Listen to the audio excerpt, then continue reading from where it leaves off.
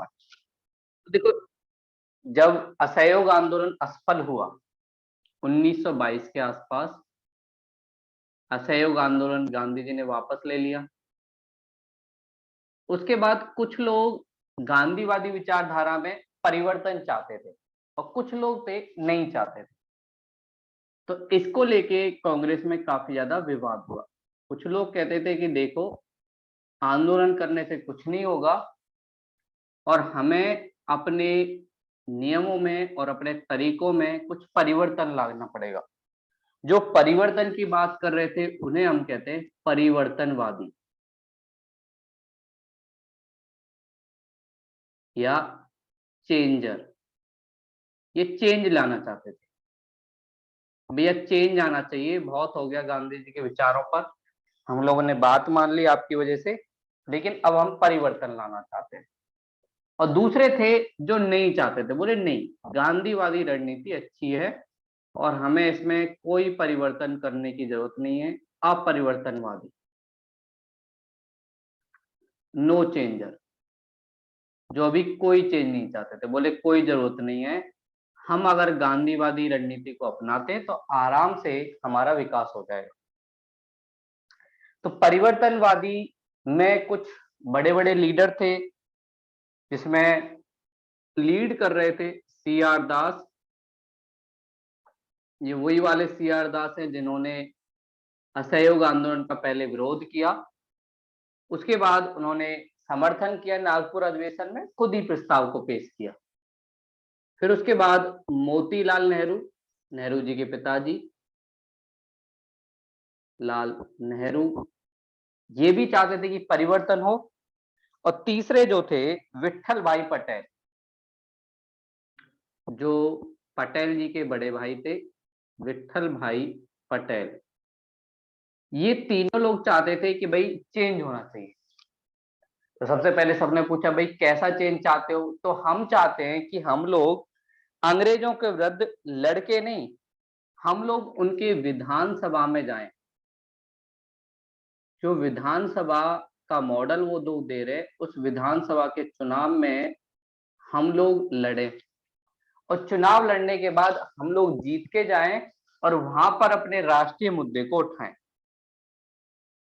तो ये सारी बात इनकी थी कि भाई हमें विधायिका में जाना चाहिए, चुनाव लड़ना चाहिए और चुनाव लड़ने के बाद ब्रिटिश का विरोध वहीं अंदर करना चाहिए, ना कि बाहर धरना प्रदर्शन, ये सारी चीजें हमें करनी चाहिए, ये इनका कहना था। और इसके लिए हम लोग क्या करेंगे, हम लोग ब्रिटिश से कुछ चीजें भी मांगेंगे, जैसे गोलमेज सम्मेलन, कि भारत के लिए आप लोग गोलमेज सम्मेलन करवाओ, राउंड कॉन्फ्रेंस करवाओ, जहां पे हमसे हमारी बात पूछी जाए कि हमारा संविधान बनेगा कैसे, उसकी बात करेंगे।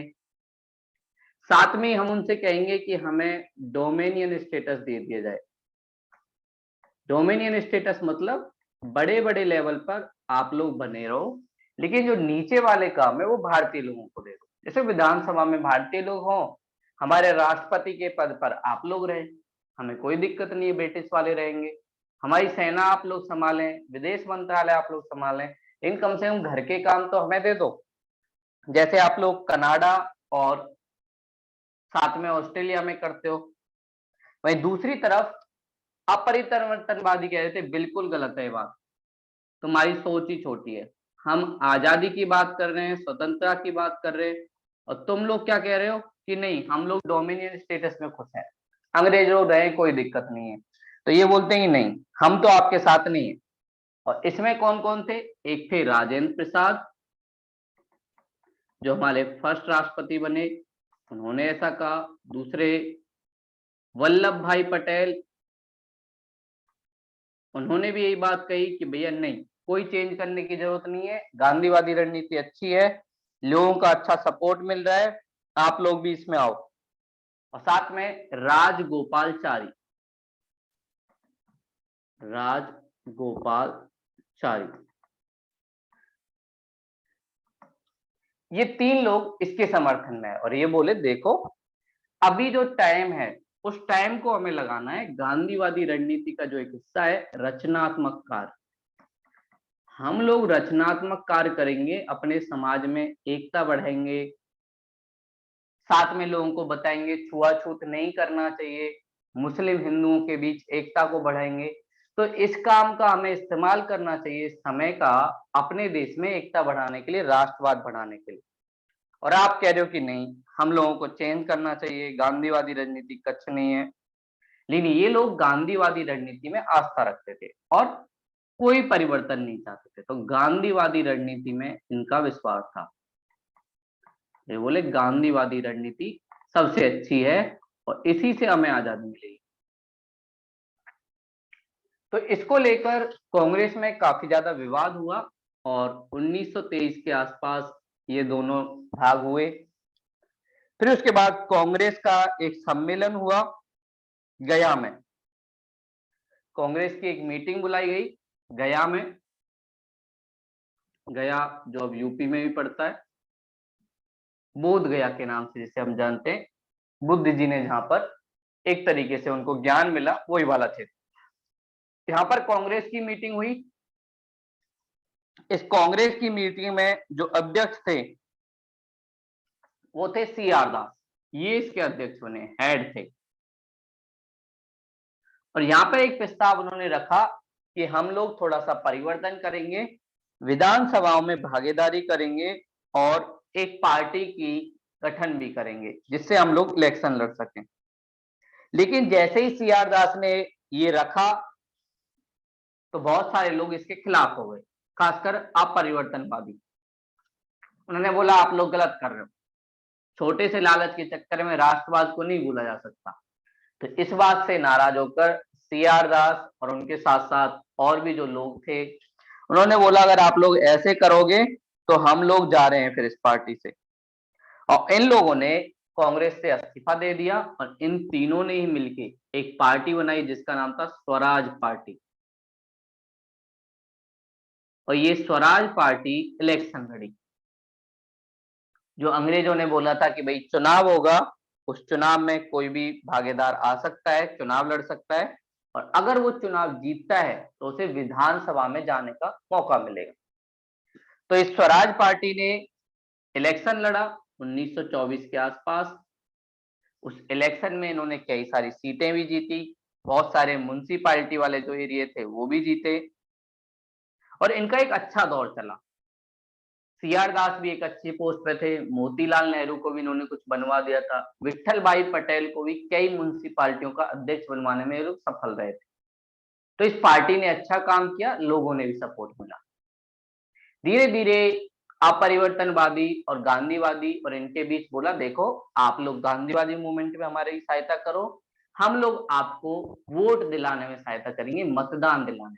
तो इन सबके बीच समझौता हो गया, सब कुछ अच्छा चल रहा था। लेकिन 1925 में सी आर दास जी की मृत्यु हो जाती है और जैसे ही सी आर दास जी की मृत्यु हो जाती है तो स्वराज पार्टी का भी एंड हो जाता है।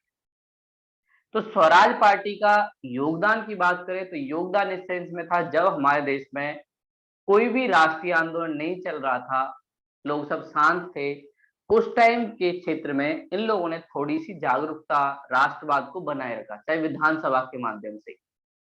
और दूसरी बात ये थी, इन लोगों ने लोगों के अंदर ये विश्वास भी जताया कि भाई लोकतंत्र का उपयोग करके भी हम अपनी बातें मनवा सकते हैं। और इन्होंने अंग्रेजों से ये बात भी मनवा ली कि भैया गोलमेज सम्मेलन होगा भारत के लिए। तो हम लोग बोले ठीक है, गोलमेज सम्मेलन हो जाएगा, आप लोग भी आना, लेकिन ये सम्मेलन इंडिया में नहीं होगा। कहाँ पे होगा? ये सम्मेलन होगा ब्रिटेन में। तो हम बोले ठीक है, कोई दिक्कत नहीं, ब्रिटेन में तो होगा ना, वहीं पे हम लोग आ जाएंगे। तो सम्मेलन की बात हो गई, इसके लिए सारी चीजें हो गई। लेकिन उसी बीच ब्रिटिश हर 10 साल में एक रिपोर्ट रेडी करते थे कि भाई भारत में क्या चेंज होना चाहिए, क्या चेंज नहीं होना चाहिए। तो इसी रिपोर्ट के एक सीरीज में 1919 में जो एक्ट आया था मोंटेग्यू चेम्सफोर्ड, जिसके थ्रू रॉलेट एक्ट आया, साथ में जलियांवाला केस भी हुआ, ये सारी चीजों के बाद थोड़ा सा जल्दी इन्होंने 1927 में एक कमीशन बैठाई जिसका नाम था साइमन कमीशन। साइमन कमीशन या साइमन आयोग। इस आयोग को बनाया और साइमन कमीशन में बहुत सारे मेंबर थे, लगभग 7 मेंबर थे और वो सातों की सातों अंग्रेज थे। तो भारतीय लोगों ने कहा ये अच्छी चीज है, आप बात कराने के लिए आ रहे हो साइमन कमीशन को भारतीयों के लिए कि हमारा संविधान कैसा होना चाहिए, हमारी विधानसभा कैसी होनी चाहिए, लोग डिमांड क्या कर रहे हैं। और ये साइमन कमीशन में सारे जो लोग हैं जो बातें करेंगे वो कौन है? अंग्रेज, गोरे लोग। तो कैसे हम मान लें कि साइमन कमीशन जो भी डिसीजन लेगा वो सही लेगा? इसलिए सभी भारतीय पार्टियों ने साइमन कमीशन का विरोध किया और सबने नारे लगाए, Simon go back, Simon go back. ये सारे नारे हमारे देश में लगे। इसी समय भारत में एक अधिवेशन हुआ 1927 में। 1927 में मद्रास में एक अधिवेशन हुआ और मद्रास के इस अधिवेशन में कांग्रेस के द्वारा यह निर्धारित किया गया कि साइमन कमीशन जो आया है उस साइमन कमीशन का हम लोग विरोध करेंगे। और इस टाइम जो हमारे अध्यक्ष थे मोहम्मद अंसारी, कांग्रेस के जो अध्यक्ष थे मोहम्मद अंसारी, कांग्रेस ने ये बात डाली सबको कि भैया हम लोग विरोध करेंगे किसका? साइमन कमीशन का। और विरोध करने का कारण क्या होगा? साथ ही साथ जितने भी सदस्य हैं वो सारे सदस्य ब्रिटिश हैं, भारतीय एक भी नहीं है। और जबकि कानून या नियम किसके लिए बनाने हैं? भारतीयों के लिए। तो ये सारी चीजें डिसाइड हो गई कि भाई हम सब लोग मिलके ये सारी चीज, जब ये लोग इसका विरोध किए, बहुत सारा हो हल्ला मचा और फिर उसके बाद इन लोगों से बोला कि भाई अगर तुम में दम है तो तुम लोग खुद ही रिपोर्ट बना के दे दो। ब्रिटिश के जो सचिव थे, भारत सचिव, उन्होंने भारतीय लोगों को एक चुनौती दी।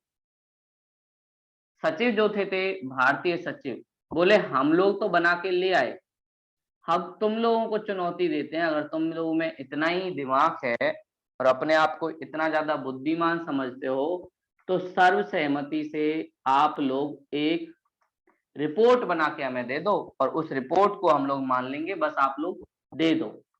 तो बर्कन हुड ने ये सारी बात की भारतीय लोगों से और भारतीय लोगों ने इस चीज को बोला ठीक है, आप हमें मौका दीजिए और हम लोग जाएंगे। तो 1928 में नेहरू रिपोर्ट, मोतीलाल नेहरू, उनकी अध्यक्षता में एक कमेटी बनी।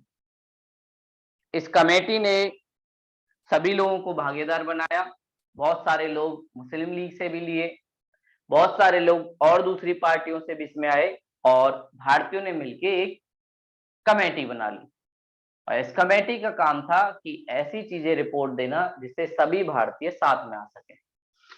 तो इस कमेटी ने कुछ बातें कही कि भाई इन इन चीजों को हम लोग अप्लाई करेंगे और जिससे कि हमारा सारे लोग। तो इन्होंने सबसे पहले कहा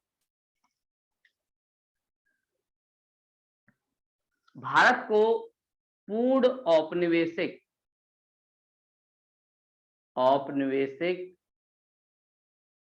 सरकार का दर्जा मिले,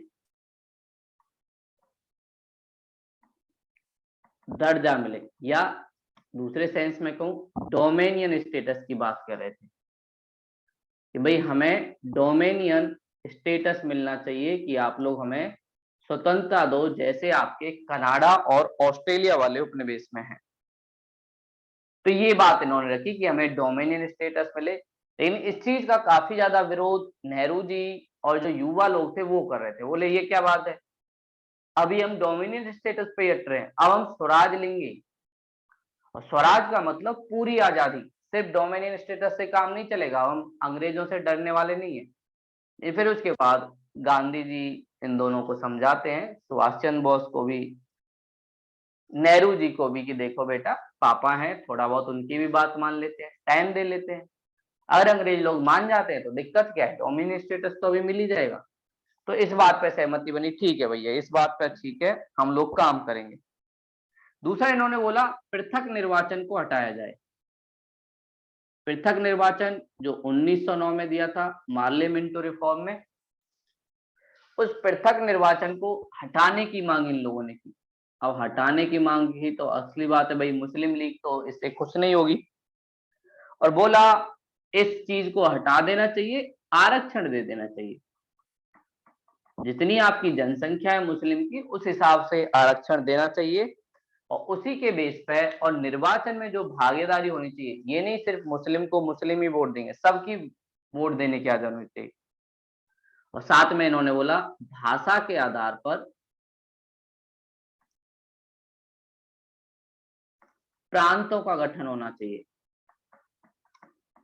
मतलब गुजराती भाषा बोलने वाले गुजरात, मराठी भाषा बोलने वाले महाराष्ट्र, ये सारी चीजें हमारे देश में होना चाहिए। हरियाणवी बोलने वाले हरियाणा।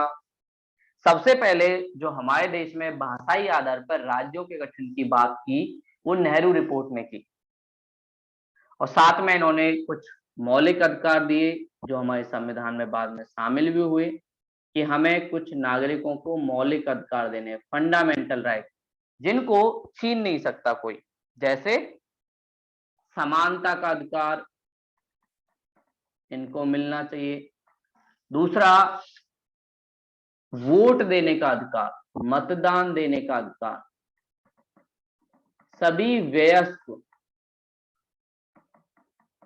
जो भारतीय हैं, भारतीय नागरिक हैं, जिनकी एज 18 साल से ऊपर हो चुकी है, या उस टाइम 21 साल की बात की गई थी, तो उन्हें वोट देने का अधिकार होना चाहिए। और साथ में सबको स्वतंत्रता होनी चाहिए अपनी बात रखने की। तो ब्रिटिश लोग समाचार पत्रों को कभी बैन कर देते हैं, कभी किसी और चीज को बैन कर देते हैं, ये सारी चीजें नहीं होनी चाहिए। और साथ में इन्होंने बोला केंद्र और राज्य के बीच, केंद्र और राज्य के बीच शक्तियों का विभाजन भी होना चाहिए। शक्तियों का विभाजन, इसकी भी बात नेहरू रिपोर्ट ने की। और जो अवशिष्ट शक्तियां हैं, मतलब केंद्र और राज्यों के बीच जो विभाजन होगा, उसके बाद जो और शक्तियां रह जाएंगी वो किसके हाथ में जाएंगी? केंद्र सरकार के हाथ। मतलब ये लोग केंद्र को थोड़ा सा मजबूत बनाना चाहते हैं, जो अभी हमें संविधान में दिखता भी है। और उसका कारण था जिससे कोई राज्य हमसे निकल ना जाए। और साथ में इन्होंने बोला एक धर्मनिरपेक्ष राज्य, जिसका कोई धर्म ना हो, सबका सम्मान करे, चाहे हिंदू हो, ऐसे राज्य की गठन की बात भी इन्होंने की। तो नेहरू रिपोर्ट की कुछ बातें अलग अलग लोगों को अच्छी नहीं लगी। जैसे नेहरू और सुभाष चंद्र बोस जी ने डोमिनियन स्टेटस का विरोध किया, बोले पूर्ण स्वतंत्रता चाहिए, पूर्ण स्वराज की इन्होंने मांग की। वहीं दूसरी तरफ मुस्लिम लीग को ये पृथक निर्वाचन हटाने की बात समझ नहीं आई। मुस्लिम लीग बोली नहीं, ये सारी चीजें बेकार है और हमें नहीं चाहिए। आप लोग रिजर्वेशन की बात कर रहे हो, नहीं चाहिए रिजर्वेशन। इस चीज से वो लोग नाराज हो गए। और फिर गांधी जी ने कहा ठीक है, नाराजगी अच्छी बात है, लेकिन हम लोग कोशिश करते हैं कि क्या ब्रिटिश वाले इसको मानते हैं या नहीं। तो 1928 में ये रिपोर्ट बन के तैयार हुई। ब्रिटिश वालों को हम लोगों ने दी, भैया ये देख लो, और उनको टाइम दिया कि 1 साल के अंदर आप लोग देख लेना, नहीं दोगे तो फिर हम लोग सामने अवज्ञा आंदोलन शुरू करेंगे। तो ब्रिटिश लोगों को ये रिपोर्ट दी, लेकिन मुस्लिम लीग का कुछ विरोध था, कुछ युवाओं का विरोध था। युवाओं को तो सब समझा लिया गांधी जी ने, मुस्लिम लीग को समझाना बहुत ज्यादा मुश्किल था, क्योंकि उसमें अब जिन्ना भी शामिल हो गया था। मोहम्मद अली जिन्ना अब मुस्लिम लीग के पक्ष में काम करने लगा। उन्होंने कांग्रेस छोड़ी दी थी असहयोग आंदोलन में। तो मोहम्मद अली जिन्ना एक बड़े लीडर के बारे में उभरा, जो मुस्लिम लीग को लीड कर रहा था। धीरे धीरे मुस्लिम लीग की पहचान उनके समुदाय में बढ़ती जा रही है। खासकर मुस्लिम लोगों में, मुस्लिम लोगों को काफी ज्यादा प्रमोशन मिल रहा था, काफी ज्यादा हेल्प हो रही थी उन्हें, कि भाई ये सारी चीजें होनी चाहिए, ऐसा होना चाहिए। तो मुस्लिम लीग से बहुत सारे जो मुस्लिम लोग थे वो जुड़ने लगे। तो इस चीज से भी इन लोगों को काफी ज्यादा एक तरीके से आक्रोश आया, गुस्सा आया। और जब साइमन कमीशन का विरोध कर रहे थे भारतीय लोग, तो विरोध कई जगह हो रहा। जैसे विरोध में एक क्षेत्र था मद्रास वाला, दूसरा क्षेत्र था पंजाब वाला, और पंजाब में जो लीड कर रहे थे वो थे लाला लाजपत राय। लाला लाजपत राय लीड कर रहे थे, और लाला जी ने जब इसके खिलाफ विरोध किया, तो उस विरोध के समय ही एक अंग्रेजी अधिकारी ने उन्हें लाठी मार मार कर मार दिया। उसके बाद से और ज्यादा कांग्रेस तिलमिला उठी कि भाई इन्होंने ये क्या किया, लाला जी को ही मार दिया। तो 1928 में पंजाब में अमृतसर के पास लाला लाजपत राय जी जब साइमन कमीशन के विरोध में विरोध प्रदर्शन कर रहे थे, तो उनकी लाठी मार के हत्या हो गई। और ये सारी चीजें क्रांतिकारियों को अच्छी नहीं लगी, और इसका बदला लेने के लिए भगत सिंह और उनके दोस्तों ने एक सैंडर्स जो अधिकारी था, जिस पर आरोप था कि उसने ही मारा है, उसे मारने के लिए उन्होंने प्लान बना लिया। और 1929 में ही लाहौर इंसिडेंट होता है, जो हमने क्रांतिकारी उसमें देखा। और लाहौर इंसिडेंट में वो लोग मारने जाते हैं, सैंडर्स को मार देते हैं, दूसरे को, दूसरा अधिकारी आ रहा होता है, उसी को उड़ा के आ जाते हैं। लेकिन वो चाहते थे कि ब्रिटिश को ये बताना कि अगर आप अब कुछ नुकसान पहुंचाओगे तो हम लोग भी शांत नहीं रहेंगे। तो ऐसे इन लोगों ने उसको उड़ा दिया। एक क्रांतिकारी वाली मुद्दा भी सामने आया, लेकिन कांग्रेस ने कोशिश की कि इस मुद्दे से हम लोग अलग रहे। तो इन लोगों को 1 साल का टाइम दिया, 1.5 साल हो गया, ये लोग कुछ बोले ही नहीं। अंग्रेज लोग बोले तुम लोग साथ में नहीं आए। फिर उसके बाद कांग्रेस का 1929 में लाहौर में अधिवेशन हुआ, और लाहौर में अधिवेशन, क्योंकि लाला लाजपत राय जी की डेथ हुई थी, पंजाब वाले लोग थोड़े से इमोशनल भी थे, तो वहीं पे सारी बातें हुई कि भाई लाला लाजपत राय जी की डेथ हो गई, साथ में इतना सारा हो गया, उसके बावजूद भी हमें कुछ मिला नहीं, तो अब हम डोमिनियन स्टेटस नहीं, हम पूर्ण स्वराज की मांग करेंगे। और भारत ने बोला अब हम आजाद हो गए हैं। और 1929 के लाहौर अधिवेशन में जो अध्यक्ष बने, वो बने नेहरू जी। जवाहरलाल नेहरू को अध्यक्ष बनाया गया, एक युवा नेता, और लाहौर अधिवेशन में उनको अध्यक्ष बनाया गया। और नेहरू जो रिपोर्ट उनके पिताजी ने दी थी, इन लोगों ने बहुत ज्यादा वेट किया, लेकिन ब्रिटिश लोगों ने कुछ जवाब ही नहीं दिया। तो उसके बाद लाहौर अधिवेशन में इन लोगों ने बोला कि भाई नेहरू रिपोर्ट अब पुरानी हो चुकी है और हमें नए तरीके से सोचना पड़ेगा। और इस लाहौर अधिवेशन में जवाहरलाल नेहरू ने कुछ बातें कही जो बहुत ज्यादा भारत के लोकतंत्र में इम्पैक्ट डाला। और जवाहरलाल नेहरू ने सबसे पहली बात की, हमें जो स्थापित करना है शासन, वो समाजवाद, मतलब हर गरीब, शोषित, पिछड़े भारतीयों को लगना चाहिए कि उसका विकास हुआ है स्वतंत्रता के बाद। ये नहीं कि पिछड़ियों के लिए काम ही ना हो और हम लोग कहें कि भाई हम लोगों ने अच्छा काम किया। और यहाँ पे अपनी स्पीच देते टाइम नेहरू जी कहते हैं कि मैं एक समाजवादी हूँ, मैं एक समाजवादी हूँ, और मुझे किसी राजा, किसी उद्योगपति, किसी अमीर व्यक्ति में कोई इंटरेस्ट नहीं है, और राजा महाराजाओं में बिल्कुल विश्वास नहीं करता। और हमें जो स्थापित करना है वो आधुनिक राज्य स्थापित करना है, जहां पर लोकतंत्र के तहत सभी जनता को समानता, स्वतंत्रता, ये सारे अधिकार मिलेंगे। और साथ में यहाँ पर पूर्ण स्वराज की मांग हुई कि हमारा लक्ष्य जो होगा वो है पूर्ण स्वराज। डोमिनियन स्टेटस हमारा लक्ष्य नहीं है कि आप लोग कनाडा और ऑस्ट्रेलिया की तरह हमें दो, नहीं, इससे हम खुश होने वाले नहीं है। हमें पूर्ण स्वराज चाहिए, इससे बिल्कुल कम नहीं चलेगा। और साथ में गोलमेज सम्मेलन, जो ब्रिटिश लोगों ने बोला था आप लंदन आओगे, उनका बहिष्कार भी हम लोग करेंगे। गोलमेज सम्मेलन का बहिष्कार हम करेंगे, हम लोग लंदन जाएंगे नहीं। क्यों जाएं हम लोग लंदन? ब्रिटिश वाले ऐसा क्या दे रहे हैं लंदन में? और इन्होंने रावी नदी के तट पर, नहीं पर रावी नदी मिटती है, तट पर भारतीय तिरंगा भी फहराया। और ये कब फैला? 26 जनवरी 1930। रावी नदी के तट पर नेहरू जी और उनके बहुत सारे समर्थक लोग साथ में आए, वहां पे भारतीय तिरंगा फहराया गया और वहीं पर हम लोगों ने घोषित कर दिया कि हम लोगों को स्वतंत्रता मिल गई।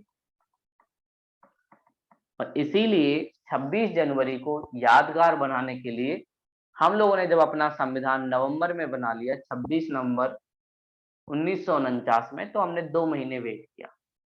भैया नवंबर आ गया, दिसंबर, जनवरी, 26 जनवरी को यादगार बनाने के लिए हम लोगों ने अपना गणतंत्र दिवस मनाने के लिए 26 जनवरी को चुना, क्योंकि इस टाइम हमने स्वतंत्रता की घोषणा की थी।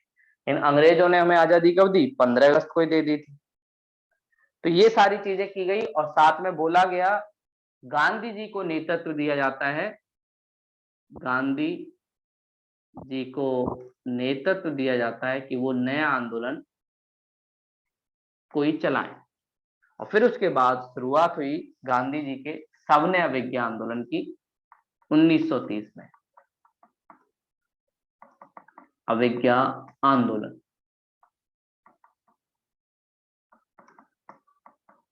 या नमक सत्याग्रह, जिसमें मुद्दा गांधी जी ने उठाया नमक का।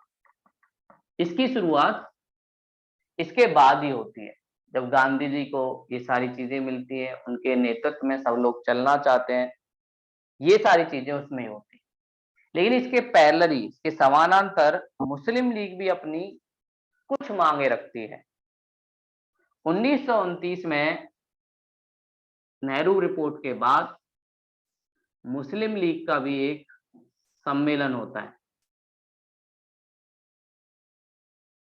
और मुस्लिम लीग के सम्मेलन में कुछ मांगे रखी जाती हैं, कांग्रेस के सामने भी और साथ में अंग्रेजों के सामने, जिन्हें 14 सूत्री मांगे कहते हैं। और इन मांगों को रखने वाले में कौन थे? जिन्ना। जिन्ना एक प्रमुख नेता थे मुस्लिम लीग के। तो इन्होंने बहुत सारी चीजें रखी कि भाई हम लोगों को एक तो पहली बात पृथक निर्वाचन चाहिए, इस चीज को आप लोगों को मानना है। साथ में मुस्लिम लोगों के पास संसाधन, समानता, उनके धर्म की रक्षा, ये सारी चीजें भी हमें चाहिए। साथ में हमें ऐसा प्रांत चाहिए जिसके पास आजादी हो, केंद्र के अंदर नहीं, उसके पास ज्यादा आजादी हो, पुलिस भी हमारी हो, सेना संभाले केंद्र, कोई दिक्कत नहीं, लेकिन सेना के अलावा केंद्र को कुछ अधिकार हम नहीं देंगे। तो ये ऐसा प्रांत चाहते थे जिसके पास ज्यादा आजादी हो, ज्यादा ऑटोनॉमी हो। तो ये सारी मांगे मुस्लिम लीग और जिन्ना ने रखी, लेकिन इन मांगों को नहीं माना गया, कांग्रेस ने भी ध्यान नहीं दिया। लेकिन माना जाता है इसके बाद से ही सांप्रदायिकता की नींव पड़ी कि भारत में हिंदू मुस्लिम के बीच जो टकराव है वो बढ़ने लगा। और ये सारी चीजें जब नहीं मानी गई तो बाद में मुस्लिम लीग ने 1940 के बाद डिमांड करना स्टार्ट कर दिया एक नए देश की, इसका नाम है पाकिस्तान। अभी तक नए देश की मांग स्टार्ट नहीं हुई है। 1940 के बाद हमें दिखेगा जब मुस्लिम लीग पाकिस्तान की डिमांड करेगी, उससे पहले अभी कुछ ऐसा नहीं हुआ। तो दूसरी तरफ मुस्लिम लीग अब धीरे धीरे दूर जाने लगी है। असहयोग आंदोलन में हिंदू मुस्लिम दोनों साथ में लड़ रहे थे, लेकिन इसके बाद थोड़ा सा दूर दूर होने, और उसका एक और कारण, कुछ लोग मुस्लिम के खिलाफ कुछ चीजें बोल रहे थे, कुछ मुस्लिम हिंदुओं के खिलाफ भी चीजें बोल रहे थे। तो इसकी वजह से सांप्रदायिकता और बढ़ी। जिसमें उग्रवादी लोग थे वो मुस्लिम के खिलाफ बोल रहे थे भाई हमें हिंदू राष्ट्र बनाना है, ऐसा राष्ट्र बनाना है जिसमें हिंदुओं को सारे अधिकार हो। और साथ में वो लोग मध्यकाल को गिरावट के रूप में और प्राचीन काल को एक विकास के रूप में देख रहे थे। इस वजह से भी मुस्लिमों के बीच जो अलगाव है वो बढ़ रहा था, और इस अलगाव में घी जो डाल रहे थे वो ब्रिटिश लोग थे, क्योंकि उन्हें तो फायदा था। बढ़िया है, अगर राष्ट्रीय आंदोलन में हिंदू मुस्लिम एकता नहीं रहेगी तो हमें बहुत सारा टाइम मिलेगा। तो ये सारी चीजें उनको भी बढ़े, तो इसलिए मुस्लिम लोगों को प्रमोट किया ब्रिटिश लोगों ने, अंग्रेज अधिकारियों ने, कि हाँ भाई करते रहो, कोई दिक्कत नहीं है, हमें भी आप करते रहोगे तभी तो हमारी रोजी रोटी चलेगी। तो ये सारी चीजें मुस्लिमों को थोड़ा सा बहला फुसलाने की कोशिश ब्रिटिश लोगों ने की, और उसी हिसाब से उन्होंने प्रावधान भी किए। मुस्लिम लोग बोलते थे कि ये मत करो, तो नहीं करते थे, बोले ठीक, साइमन कमीशन वाला तो मैं नहीं लग रहा, ठीक है, उसको नहीं कर। तो इसके बाद जब ये लाहौर अधिवेशन हुआ, गांधी जी को नेता बना दिया गया, तो गांधी जी ने सबसे पहले अंग्रेजों के सामने कुछ मांगे रखी, और गांधी जी ने अपने एक पत्र जिसका नाम था यंग इंडिया, यंग इंडिया उनका एक पत्र था, उसी में उन्होंने कुछ मांगे रखी अंग्रेजों के सामने, और गांधी जी की इन मांगों को 11 सूत्री मांगे कहा जाता है। ये मांगे गांधी जी ने रखी। गांधी जी ने बोला देखो भैया, अगर आप लोग इन मांगों को मान लेते हो तो मैं आंदोलन नहीं करूंगा, लेकिन अगर नहीं मानते हो तो मैं आंदोलन करूंगा। तो गांधी जी की इन 11 सूत्री मांगों में कुछ फेमस जो मांगे थी, पहला इन्होंने बोला सिविल सेवा और सेना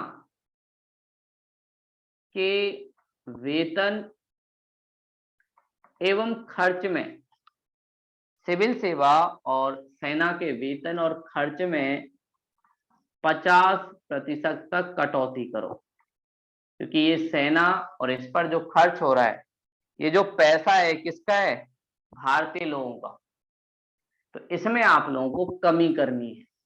पहली मांग इनकी ये थी।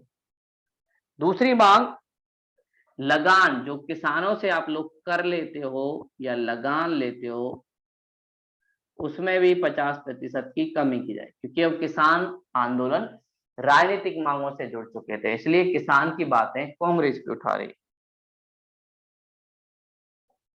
नमक पर जो सरकार कर लगाती है, सरकार नमक पर भी कर लगाती थी अगर कोई बना रहा, तो नमक पर जो कर है उसको हटाए।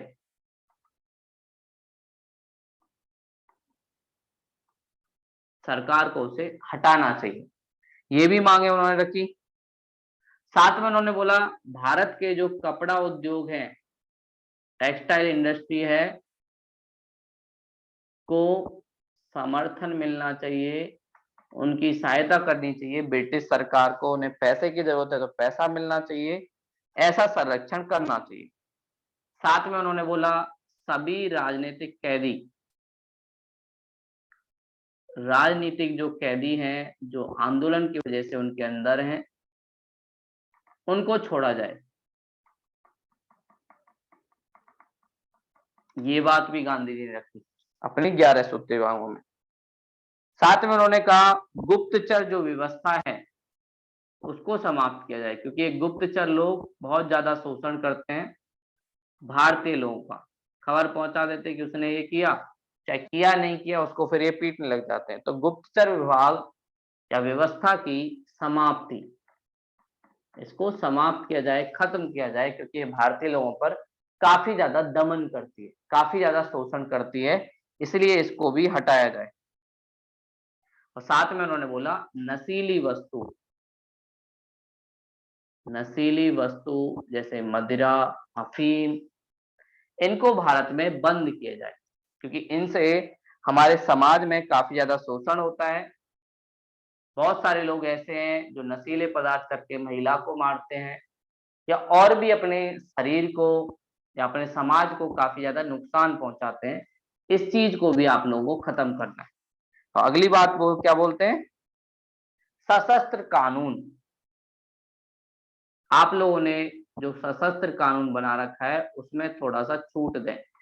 अभी सशस्त्र कानून के तहत भारतीय लोगों को लाइसेंस लेना पड़ता है बंदूक के लिए, लेकिन कई बार उन्हें सुरक्षा का खतरा रहता है, कोई व्यापारी आदमी उसको खतरा रहता है, किसान आदमी उसको भी सुरक्षा का खतरा है, ब्रिटिश लोग ही कई बार उनको पीटने लग जाते हैं।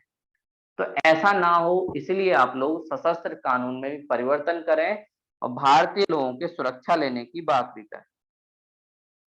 तो ये सारी मांगे गांधी जी ने ब्रिटिश के सामने रखी। लेकिन ब्रिटिश लोग आसानी से तो मानने वाले नहीं थे। इतनी आसानी से मानते तो आंदोलन करने की जरूरत क्या थी। तो गांधी ने ये बातें रखी, बड़े प्यार से रखी। कई बार मीडिया में भी बोला कि ब्रिटिश सरकार अगर मेरी मांगे मान लेती है तो हमें कोई दिक्कत नहीं है। इन ब्रिटिश सरकार धूप थी तो उन्होंने माना ही नहीं। बोले तुम्हारी बात मानते रहेंगे फिर तो कल को और मांग मानोगे, इसलिए हम तुम्हारी मांगे नहीं मान। तो ब्रिटिश सरकार ने जब मांगे नहीं मानी तब गांधी जी ने बोला मैंने घुटने टेक कर आप लोगों से रोटी मांगी, मैंने घुटने टेक कर आपसे रोटी मांगी, लेकिन बदले में आप लोगों ने मुझे पत्थर दिए। रोटी मांगी, बदले में पत्थर मिला, तो अब तो भाई आंदोलन होगा। तो गांधी जी को थोड़ा सा गुस्सा आ गया कि भाई इतने प्यार से, इतने सही तरीके से मैंने अपनी मांगे रखी, और मांगे भी बहुत साधारण थी कि सिविल सेवा के वेतन और खर्च में आप लोग कटौती कर दो, वो मांग भी आप नहीं मान रहे। मैंने दूसरी मांग रखी कि कर में कमी कर दो, वो भी आप लोगों ने नहीं मांगी। और ऊपर से आप लोग कह रहे हैं कि ठीक है करना है जो करो, हम लोग डरने वाले नहीं। तो इन सारी चीजों से गांधी जी नाराज हो गए और फिर उन्होंने बोला अब तो भैया सबने अवज्ञा आंदोलन होगा। और फिर भारत में 1930 में दूसरा राष्ट्रीय स्तर का गांधीवादी आंदोलन स्टार्ट हो जाता है, जिसको हम नमक सत्याग्रह या सबने अवज्ञा आंदोलन या दांडी मार्च अलग अलग नाम से भी जानते हैं। इसको नमक सत्याग्रह क्योंकि नमक का मुद्दा था, साथ में इसको दांडी मार्च गांधी जी ने जहां तक मार्च किया उसको दांडी मार्च कहते हैं, साथ में सबने अवज्ञा आंदोलन मतलब प्यार से ही सारी चीजें अवज्ञा आंदोलन। और इसका मतलब होता है हम लोग ब्रिटिश के कानूनों का बड़े प्यार से वायलेशन करेंगे, उनके कानूनों को तोड़ेंगे और उनको दिखाएंगे कि अब भारतीय लोग डरते नहीं है आप लोगों से। तो आप लोगों ने प्यार से नहीं मानी तो हम लोग जोर से लेंगे। तो गांधी जी ने जब ये सारी बातें की तो सारी जनता साथ में फिर से खड़ी हुई। 1930 में गांधी जी ने ये सब उठाया और सारी जनता गांधी जी के साथ आ गई। तो अब हमारे पास आता है गांधी जी का दूसरा राष्ट्रीय आंदोलन सबने अवज्ञा आंदोलन। 1930 में जिसे नमक सत्याग्रह के नाम से भी जाना जाता है, साथ में दांडी मार्च उस क्षेत्र में जहां पर गांधी जी ने मार्च किया गुजरात के तट तक, और साथ में सबने अवज्ञा आंदोलन कि हम लोग प्यार से ब्रिटिश के कानून की अवज्ञा करेंगे, तो तोड़ेंगे। ये सारी चीजें इस वाले आंदोलन में थी। तो सबसे पहली बात आती है कि गांधी जी ने नमक का मुद्दा क्यों उठाया। सबसे इंपॉर्टेंट बात है नमक। तो गांधी जी ने नमक के मुद्दे को ही क्यों चुना, तो वो इसके कई कारण थे। गांधी जी चाहते थे जन भागीदारी जितनी बढ़े उतना अच्छा, और नमक एक ऐसी वस्तु थी जिसे अमीर गरीब ग्रामीण शहरी या कोई किसी भी जाति या धर्म से हो, उन सब के लिए नमक काफी ज्यादा इंपॉर्टेंट है।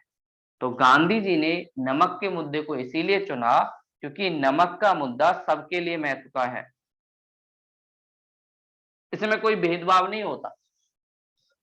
और वर्ग समन्वय की चीज को जो गांधीवादी रणनीति का हाथ था उसको भी नमक बढ़ा रहा था।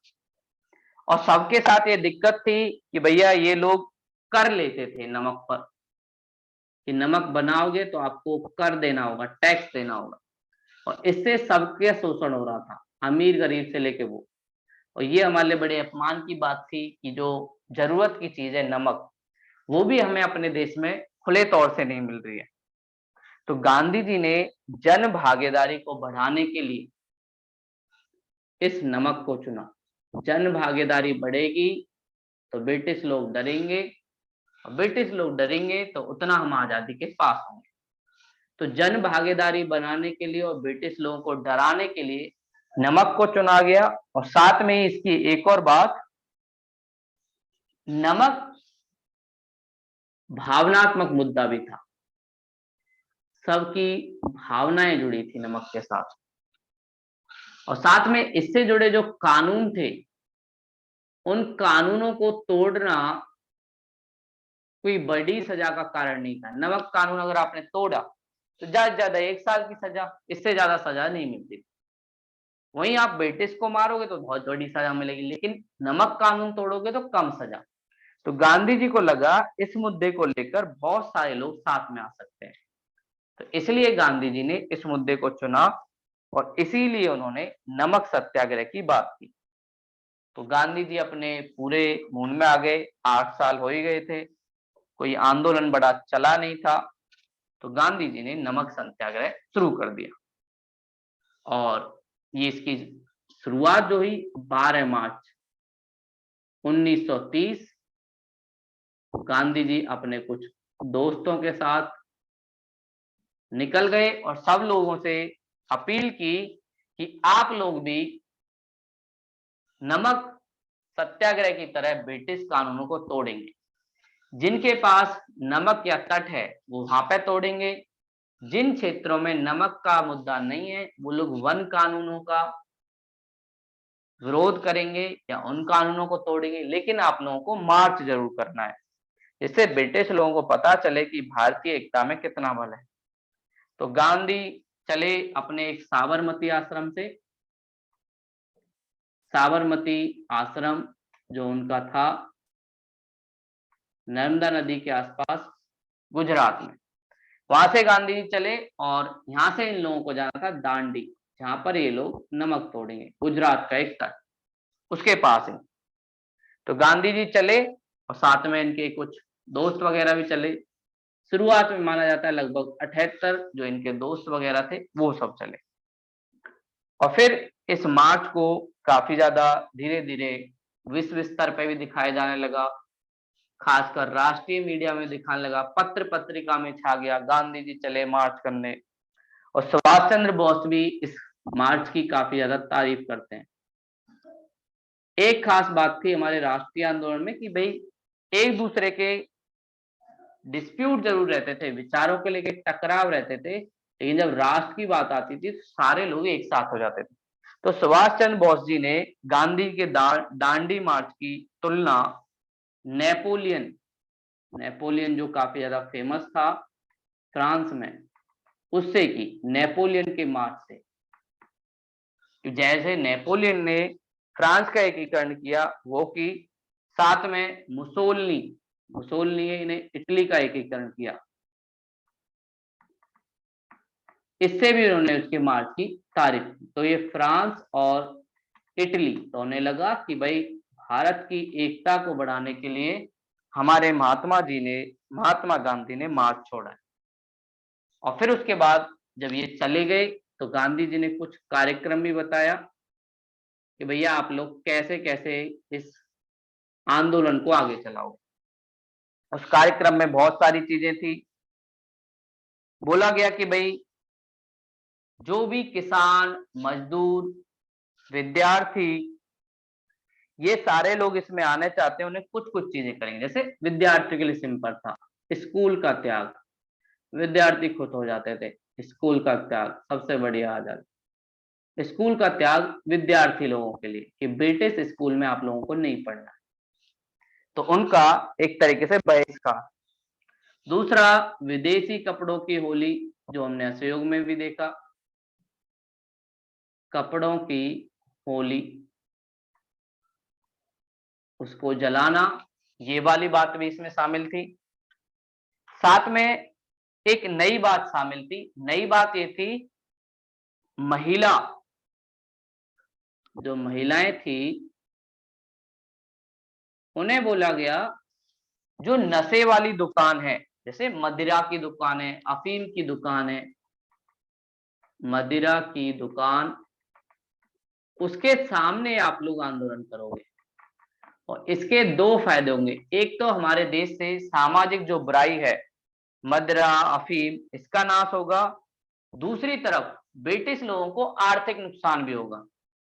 ब्रिटिश लोगों को आर्थिक नुकसान, क्योंकि इससे उनका बहुत ज्यादा पैसा आता था। और दूसरा हमारे समाज में सुधार, कि भाई हमारे समाज में ऐसे नशीले पदार्थों के खिलाफ एक जागरूकता आनी चाहिए। और साथ में महिलाओं के आत्मविश्वास में वृद्धि, जब वो इसमें जाएंगी और ये सारी चीजें उनकी होंगी तो उनके आत्मविश्वास में भी वृद्धि हो। तो महिलाओं की भी भागीदारी भी काफी रही इसमें। तो ये सारे उसमें की, और साथ में वकीलों को बोला कि भैया आप अपनी वकालत छोड़ दो और ब्रिटिश लोगों के कोई भी केस आप लोग मत करो। तो बहुत सारे, राजेंद्र प्रसाद, इन लोगों ने वकालत छोड़ दी, राजगोपालचारी, इन्होंने भी छोड़ दी। तो ये सारे लोग साथ में आए और गांधी जी ने बोला ऐसे करके ही हमें चलाना है। और जब गांधी जी ने ये सारा अभियान किया तो भारत के अलग अलग क्षेत्र में जनता ने अलग अलग तरीके से इस आंदोलन का प्रसार भी किया। पहले हमने जाना कि भाई क्या था, कैसे हुआ, उसकी भूमिका। दूसरा जो चरण है वो है कार्यक्रम। और तीसरी बात इसका प्रसार, कैसे इसका प्रसार हुआ, कहां कहां जगह चला, दक्षिण भारत, उत्तर पूर्वी भारत, उत्तर भारत, इन सब जगह कैसे कैसे ये आंदोलन चला। ये सारी बातें प्रसार में आती कि कैसे भारतीय लोगों ने इस आंदोलन को व्यापक बनाने के लिए काम किया, जन आंदोलन कैसे बनाया। तो इसमें प्रसार के लिए दक्षिण भारत में बहुत सारी चीजें हुई। और ये अच्छी चीज थी कि भारत के सभी लोग आजादी चाहते थे। तो दक्षिण भारत में तमिलनाडु के एक तट पर, जिसका नाम है तंजौर, ये तमिलनाडु में एक तट पड़ता है जिसका नाम है तंजौर। वहां से एक व्यक्ति जो काफी ज्यादा फेमस थे, जिनका नाम था राजगोपालचारी,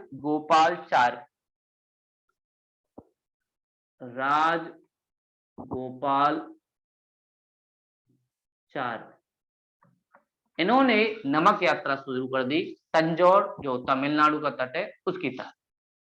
तो इसने दक्षिण भारत में किया। ऐसे ही दक्षिण भारत में एक और व्यक्ति जो मालाबार तट की तरफ चलते हैं, मालाबार केरल के आसपास।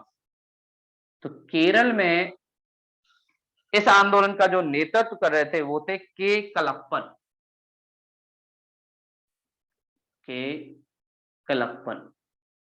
तो दक्षिण भारत में इन दो नेताओं ने और के कलप्पन ने काली तट से अपनी यात्रा स्टार्ट की और वहां पर नमक जो आंदोलन है उसके खिलाफ नमक कानून को तोड़ने की बात की।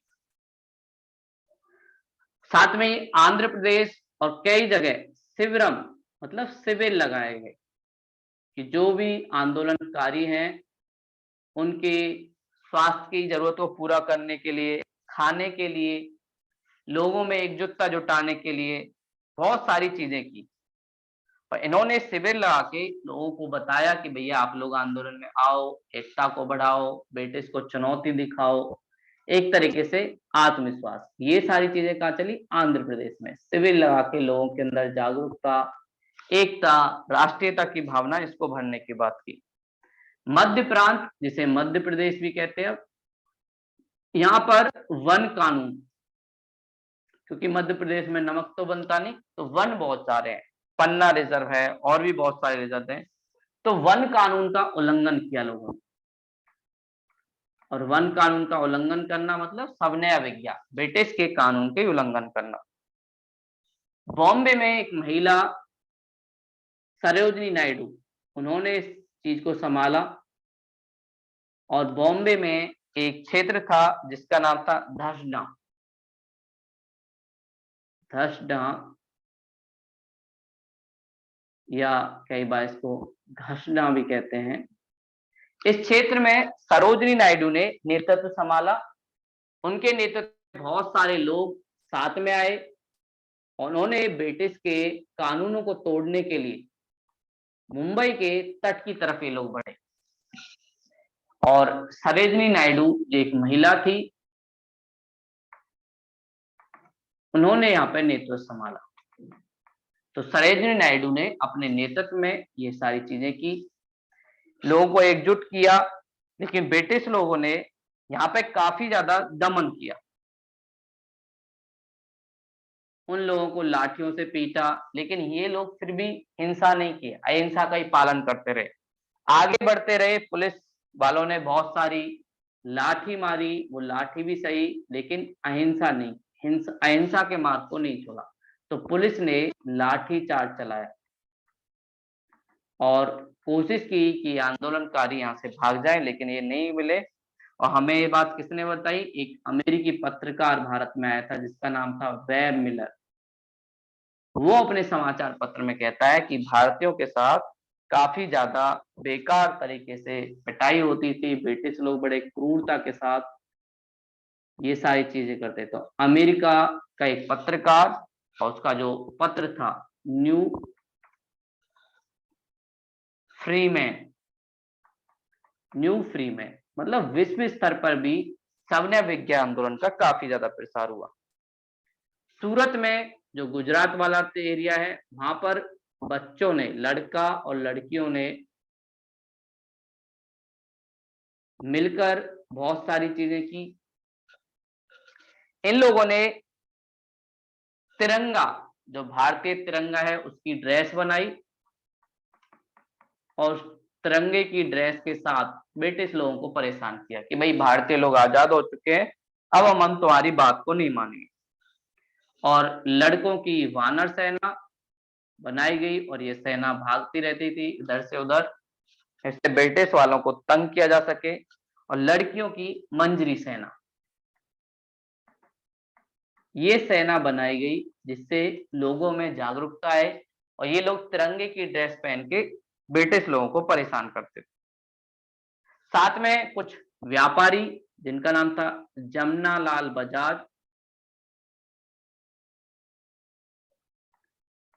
ये गांधी के काफी करीबी थे, ये भी भागीदारी किए और इससे हमें पता चलता है व्यापारी लोगों की भी भागीदारी थी। व्यापारी लोग भी साथ में आए और उन्होंने भी इस आंदोलन में जेल भरो का जो नारा गांधी जी ने दिया था कि भैया हम लोगों को जेल भरना है, जब कुछ नहीं हो तो हम सबको जेल में जाना है। असम में इसी समय एक कानून जिसका नाम था कनिंगम, उसका विरोध हो रहा था। कनिंगम कानून, इस कानून के तहत क्या था कि जो बच्चे शिक्षा लेते हैं उनको ब्रिटिश लोगों ने कहा कि आप लोगों को ये प्रमाण पत्र देना है कि आप लोगों का चरित्र अच्छा है और इसके लिए आप लोगों को अपने माँ बाप से साइन करवा के लाना है, और कोई भी बच्चा आंदोलन में शामिल नहीं होगा। तो इस कनिंगम कानून का विरोध करने के लिए छात्रों ने अपना विरोध प्रदर्शन किया। छात्रों ने विरोध प्रदर्शन किया कि भैया हम कनिंगम कानून को नहीं मानते। तो इन्होंने भी कहीं ना कहीं सविनय अवज्ञा की। वहीं दूसरी तरफ बंगाल में एक व्यक्ति थे जिनका नाम था सूर्यसेन, उन्होंने क्रांतिकारी आंदोलन इस टाइम चलाया। सूरसेन ने अपने नेतृत्व में इसी समय क्रांतिकारी आंदोलन चलाया और उन्होंने एक मिशन बनाया। ब्रिटिश का एक क्षेत्र था जिसका नाम था चटगांव, और चटगांव में ब्रिटिश के बहुत सारे हथियार रखे रहते थे और ये बांग्लादेश में भी पड़ता है।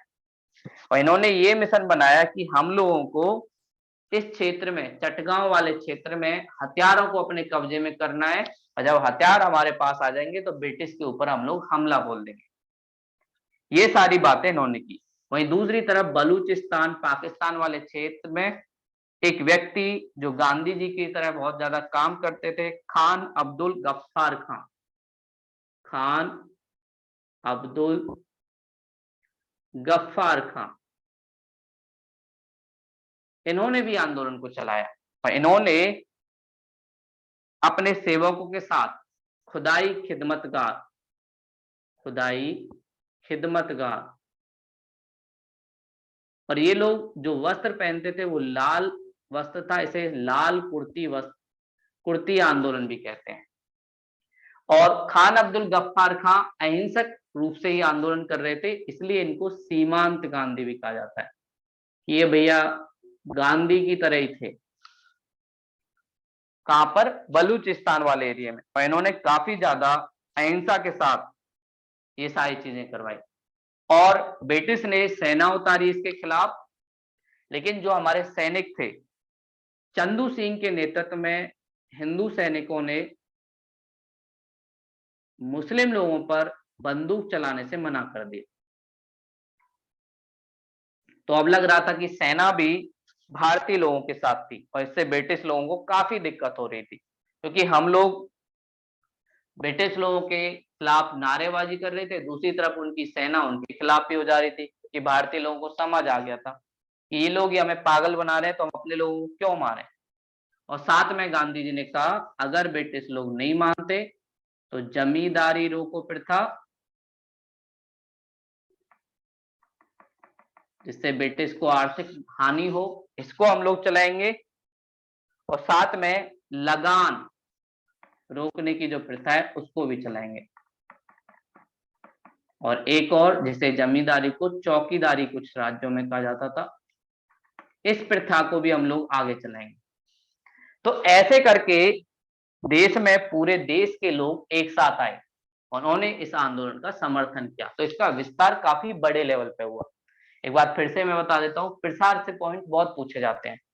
तो प्रसार में दक्षिण भारत से तंजौर क्षेत्र में राजगोपालचारी जो तमिलनाडु से आए, मालाबार जो केरल वाला कोस्ट है वहां से के कलप्पन काली तट की तरफ, आंध्र प्रदेश में शिविरम शिविर लगाए गए लोगों के लिए, मध्य प्रदेश में वन कानून का उल्लंघन, बॉम्बे में धर्षणा एक क्षेत्र था, वहां पे सरोजिनी नायडू ने लॉन्च किया, पुलिस ने लाठीचार्ज किया, वेम मिलर एक अमेरिकी पत्रकार ने न्यू फ्रीमैन में ये बातें छापी, सूरत में लड़का लड़कियों ने तिरंगे की ड्रेस बना के वानर सेना और मंजरी सेना बनाई, अंग्रेजों को परेशान किया, जमनालाल बजाज जैसे जो लोग थे, व्यापारी लोग थे, वो भी इसमें शामिल हुए।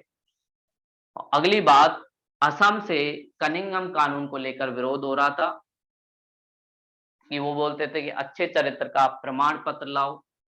जमींदारी रोको प्रथा, लगान रोको प्रथा की बात की। सूरसेन ने क्रांतिकारी चटगांव बांग्लादेश में चलाया, खान बहादुर खान ने बलूचिस्तान वाले एरिया में चलाया, और खुदाई खिदमतगार या लाल कुर्ती आंदोलन चलाया। चंदू सिंह ने, जो एक सैनिक थे, उनके नेतृत्व में भारतीय लोगों पर बंदूक चलाने से मना कर दिया।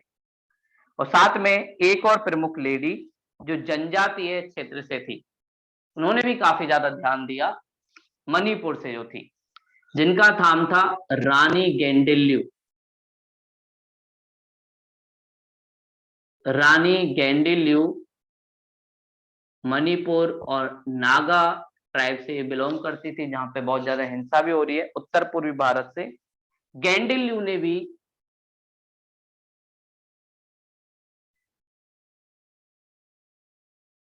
रानी गेंडिल्यू ने भी सविनय विज्ञा आंदोलन के समर्थन में अपना आंदोलन लॉन्च किया, लोगों को समझाया कि भाई कैसे हम लोग समझें। तो ये सारी चीजें हमारे प्रसार में थी। कल की क्लास में हम भागीदारी समूह, कौन कौन इसका आधार, और फिर उसके बाद इसका पतन कैसे हुआ उसके भी कारण जानेंगे। और फिर इसके बाद गांधी और इरविन के बीच एक समझौता होगा, जिसे गांधी इरविन समझौता होता है, उसे भी हम जानेंगे। अगर कोई डाउट हो तो आप पूछ सकते हो। तो भावना जी, कुछ पूछना है? नहीं। चलिए, तो मिलते हैं कल की क्लास में।